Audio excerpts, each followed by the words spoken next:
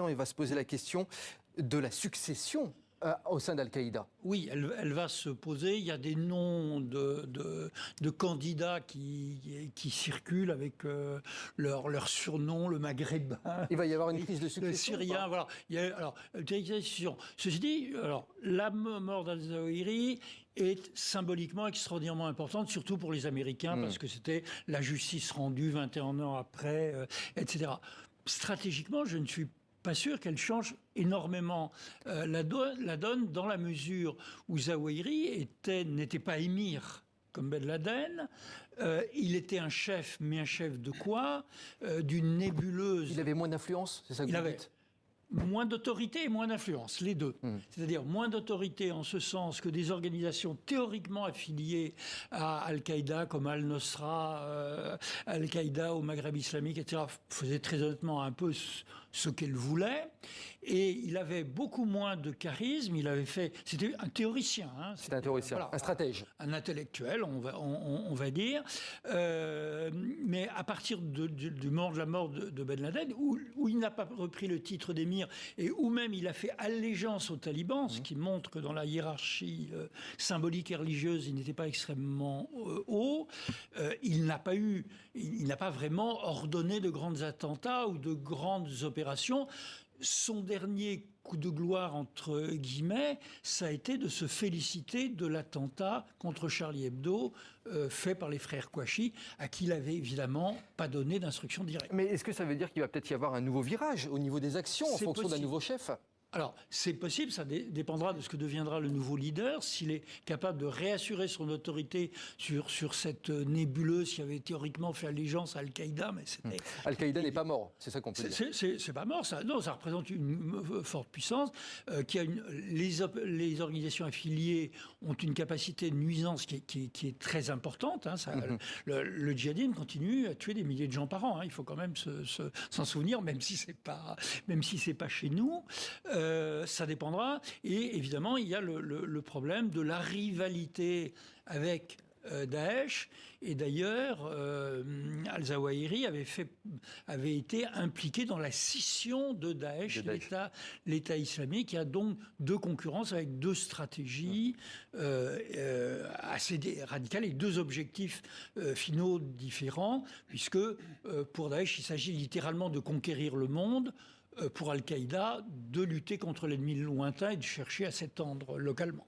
On va retourner en Afghanistan, retrouver Wilson Fash. Wilson Fash, on le disait tout à l'heure avec François-Bernard Huyghe, donc Ayman al-Zawahiri a été atteint, touché au sein de son domicile à Kaboul, la capitale afghane.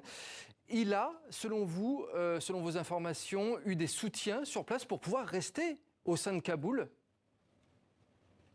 Oui, vous savez, la maison où il a été tué, elle se trouve en plein cœur de la capitale afghane, dans le quartier de Sherpur, un quartier très huppé. L'ex-ambassade du Royaume-Uni se trouvait à 500 mètres de là.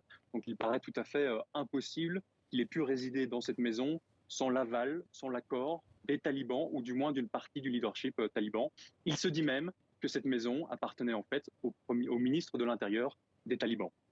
François-Bernard Huyghe, c'est presque étonnant de l'avoir trouvé à Kaboul. Non, ça ne vous étonne pas tant que ça? Oui et non. Alors, c'est vrai, comme on le disait, dans les accords de Doha, les talibans s'étaient engagés à ne pas laisser s'installer de groupes terroristes dont Al-Qaïda avaient rompu, en tout cas sur le plan de la communication officiellement, leur lien avec Al-Qaïda. Et je ne sais pas si Zawahiri avait beaucoup d'activités depuis là-bas, mais il avait des protection, très visiblement, puisque tout ça n'a pas pu se faire sans l'accord des autorités, de même que le séjour de Ben Laden au Pakistan n'a pas pu se faire sans l'autorité, sans la complicité d'une partie de l'armée et des autorités.